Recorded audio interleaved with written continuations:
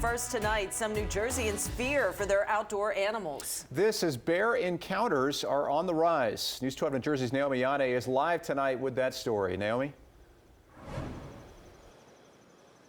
Roxanne, Kurt, whether it's bear versus dog, bear versus farm animal, or even just a sighting, according to the DEP, the reported number of bear sightings has nearly doubled since last year. And this leaves one Warren County man looking for ways to safeguard his outdoor animals. This after a bear got in their yard.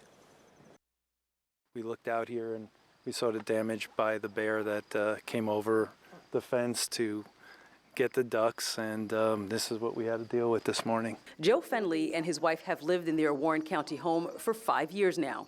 When they moved here, they knew it was bear country, but in the last 5 years, Joe says the number of bears have gone up and they're getting closer to the house. Joe says last night a bear jumped over his fence and destroyed his duck coop in an attempt to get inside, likely trying to get to the birds or their food. We have had one bear in the property, but nothing like this. Nothing like this at all. We see them in front, but nothing ever coming over the fence. According to the Department of Environmental Protection, bear sightings are up from 175 from January to August of last year to 347, and bears causing damage saw an increase of 175% this year compared to 2021.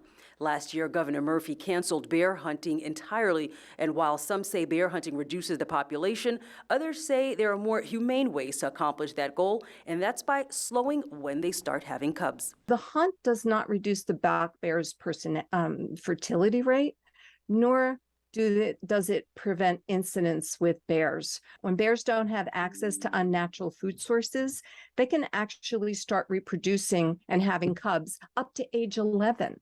In New Jersey, they start having cubs at age 2.5. Angie says being bear smart is a way to keep the population down, and you can start by removing attractants from around your home and getting a bear-resistant garbage can. But in cases like Joe's, where there are outdoor animals, homeowners can opt for an electric fence or just be careful of food placement. There's fencing, there's electric fencing, there's food, and there's just keeping the coops for the chicken coops really secure.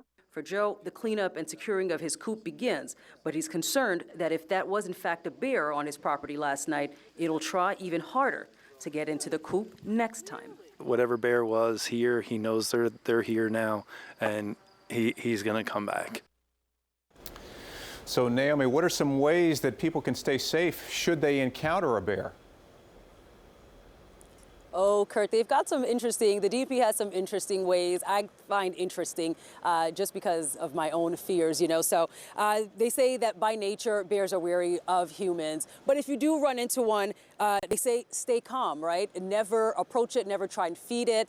You also never want to make eye contact if possible. They also say to stay, you know, like outside of staying calm, you want to have a bear plan, right? If you live in areas like Warren County, like Sussex County, where they tend to see bears, you want to have a bear plan, especially if you have children, and make sure that those bear plans include whistles and horns so that you can make noise and frighten them. You want to talk in an assertive tone, you know, clap or sing. So yeah, those are some of the interesting ways you can try to hopefully scare off a black bear if you run into one, Kurt.